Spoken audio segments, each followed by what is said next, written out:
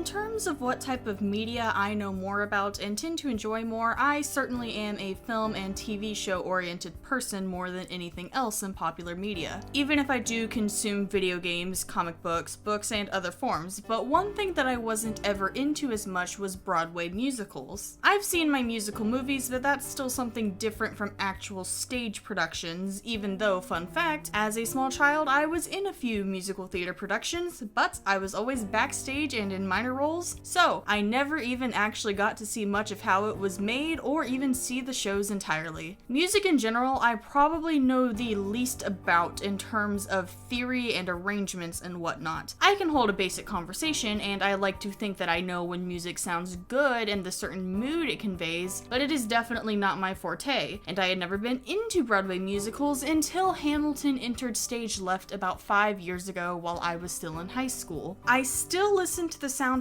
pretty regularly because just as its own thing, it really is stellar. And one thing that I think most people can relate to is imagining music videos or visuals to go along with the music that they listen to. And this is something I definitely did with the Hamilton soundtrack. However, as mentioned, my mind is more geared towards cinematic style stuff than it is towards musical theater production. So what I would imagine would pretty much only work in animations or live action films. And I definitely wasn't expecting what I had imagined and built up in my head for 5 years to be what I'd actually see on the stage, obviously. And given I only had the soundtrack but not the full play, I tried to fill in the gaps where I thought dialogue or additional info may be placed. But still, given that the hype around Hamilton was massive, both from the masses and from myself, and I had never seen a Broadway musical in its entirety, I was very curious to see how I would end up feeling about the live recording release on Disney Plus recently. And boy do I have a lot of thoughts.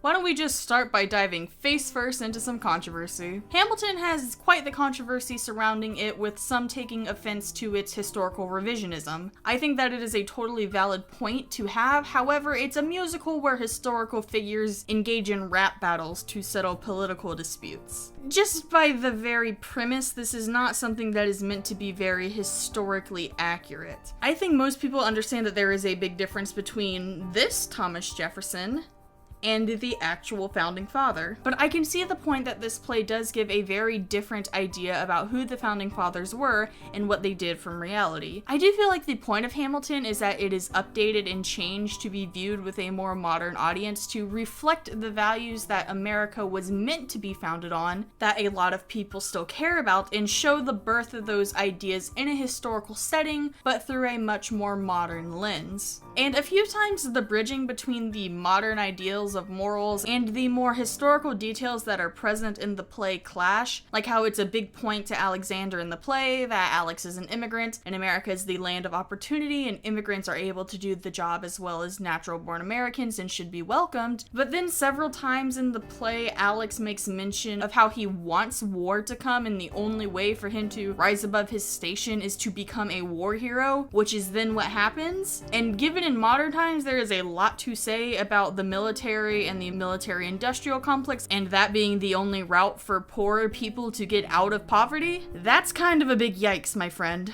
Overall, this doesn't really take from my liking of Hamilton, and I don't think it makes it a bad play by any means, but it's a very fair and good conversation to have. I think most people think of the characters in the play as just that, characters in their own universe with its own internal logic only loosely based on historical figures, and not accurate representations of the actual founding fathers. But is this a bad thing given that a lot of American history glorifies the founding fathers as these practically godlike figures when they were actually just people with faults, some very major by today's standards? I don't have an easy answer to this, and this isn't a video where I want to do a deep dive into the whole debate, but I can say that I view Hamilton more as its own purposely removed from reality thing and something separate from history, which is how I think most people think of it. So, starting with the actual review.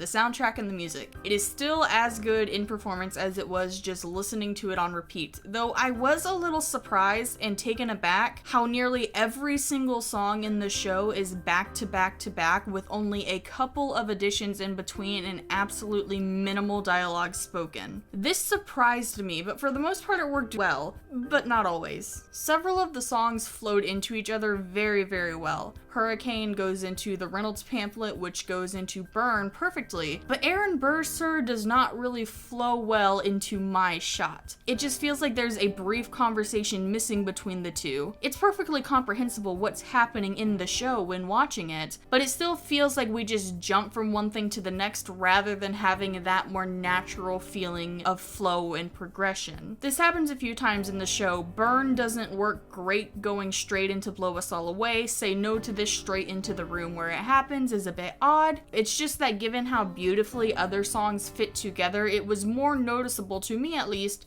when they just didn't mesh as well and didn't transition quite as smoothly. There's always discussion over whether or not the first half or the second half of Hamilton is the overall better part, and while there are absolute bangers across the whole production, before seeing it I preferred the first part overall to the second part purely on the grounds of I preferred more of the songs in the first half than the second. After seeing the play though, I have a hard time saying if I have a preferred half given their different strengths and assets. Because while I still overall prefer the songs of the first, the second half is the emotional heart and soul of Hamilton, and getting to actually see these actors give their all and see the human behind the emotion I had only heard before really gave a new life to the second half for me. Also, Daveed Diggs bouncing around in that silky purple suit as Thomas Jefferson is pure and utter gold and an absolute national treasure.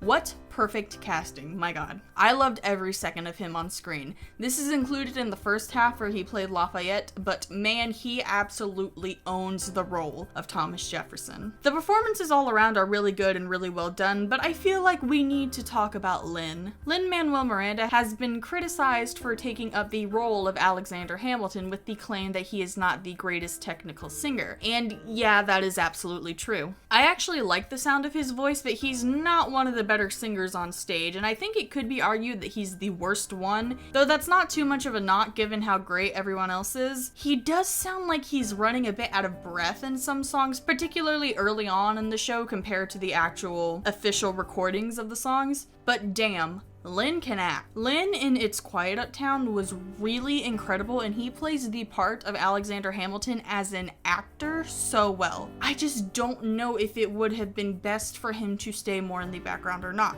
I find it hard to imagine anyone else as Alexander Hamilton, and I don't think Lin is by any means a terrible singer. Some of the lucky few who actually got to see the show live say that the understudy did a better job than Lin in the role, and I just can't comment on that. I'll just say that Lin isn't the best singer, but I think he does well in the role, and I find it hard to think of him in the leading role as a detriment to the play because he does bring something really good to the performance and gives life to our titular protagonist. Overall, I'm not sure exactly how I feel about the whole thing. I think Lin is an amazingly talented creative, just not the best singer, so I personally think he works in the role, but maybe someone else would have been better. It is hard for me to say exactly. Starting to speak about the staging and the overall plot, Hamilton is a very visually minimalistic play in terms of props. Usually just having some chairs or a soapbox brought out. I think the most elaborate number was Satisfied, and that was mostly with smaller props. I like this putting the emphasis on the actors and the songs themselves, enhanced by a really nice set design and beautiful costuming. King George doesn't need a throne room set or even a throne when he is singing. Just his unhinged, spit-slinging mouth and his pompous attitude and costume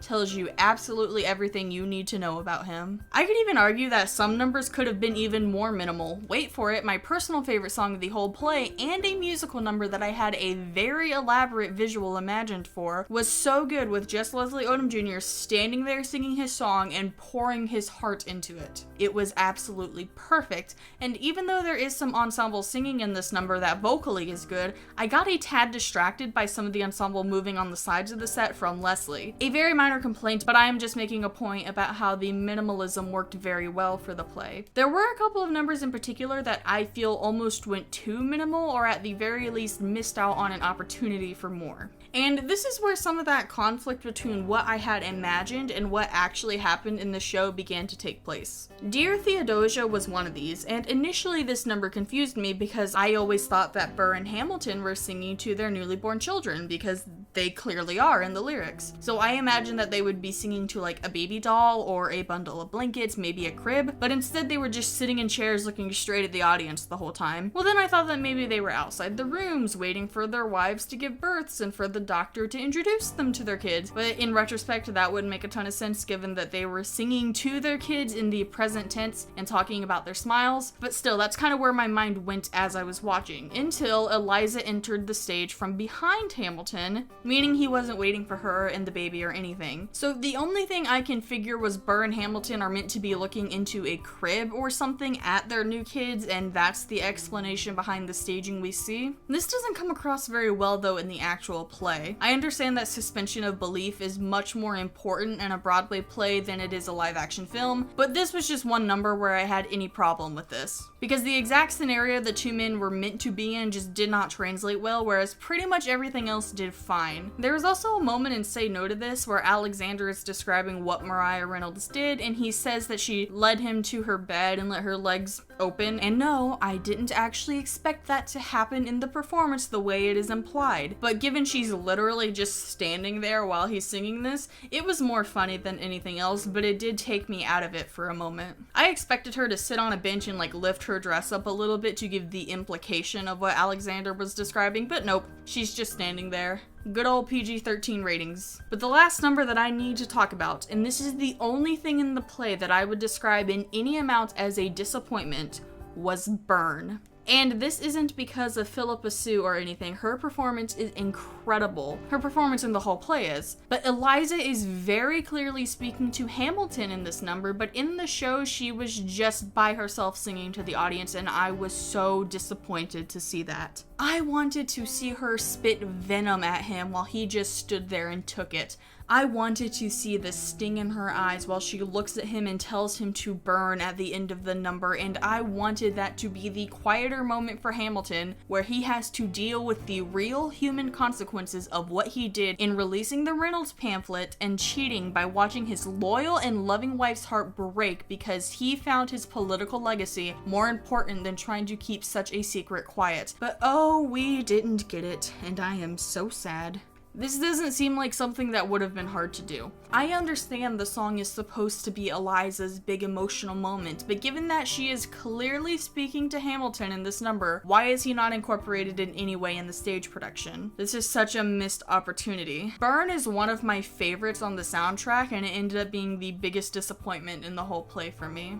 Despite this though, I still think that overall Hamilton is a masterfully crafted play. Not perfect, but really great and worth the watch. There are so many details in visual storytelling that are really subtle but add so much to the play. One really cool thing that I myself did not notice but was instead pointed out by a couple of people on the Hamilton musical subreddit, whom I do not remember, I am so sorry random redditors, was that not only did the reuse of some actors help the audience already feel a connection to the characters introduced later in the play, but it contributes to the opening number with a double meaning. I always assume that when each set of characters are declaring that they fought with Alexander, they loved him, they died for him, etc., that it was the characters from the first half of the play speaking. However, when you look closer at who the actors played throughout the entire production, you find some deeper meaning. David Diggs and Okiriete Ano-Odawin, I am so sorry if I mispronounced that, both declare that they fought with Hamilton. This is true of Lafayette and Hercules Mulligan, who fought with him in the war, but it's also true of Thomas Jefferson and James Madison, who literally fought with him in the cabinet. Jasmine Cephas Jones plays both Peggy Schuyler and Mariah Reynolds, both characters who loved Hamilton.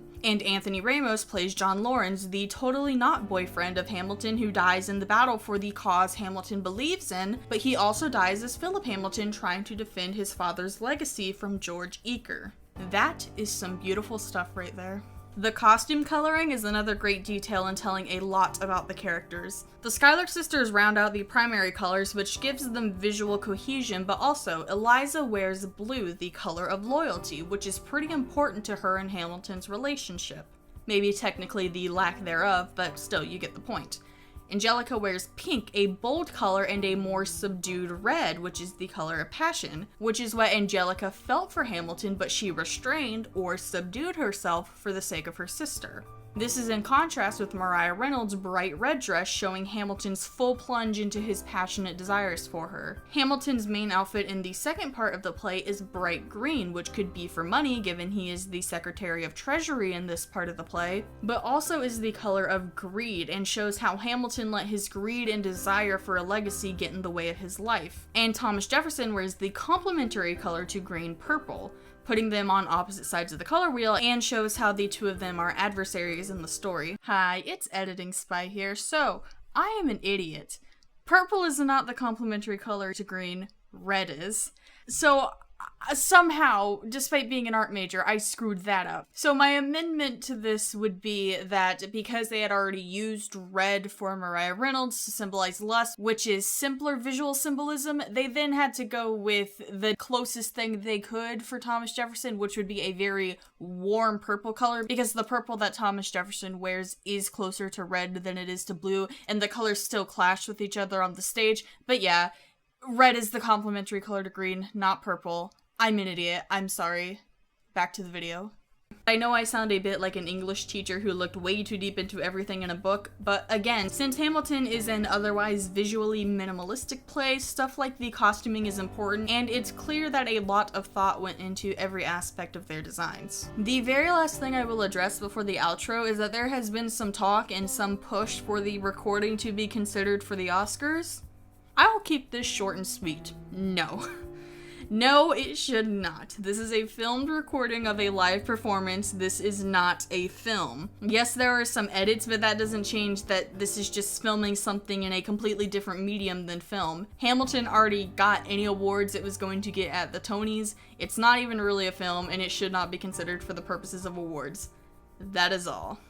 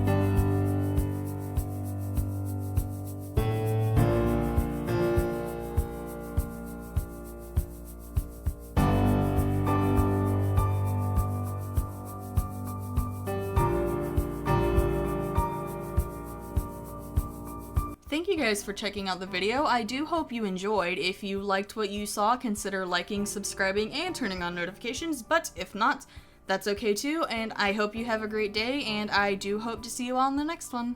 Bye!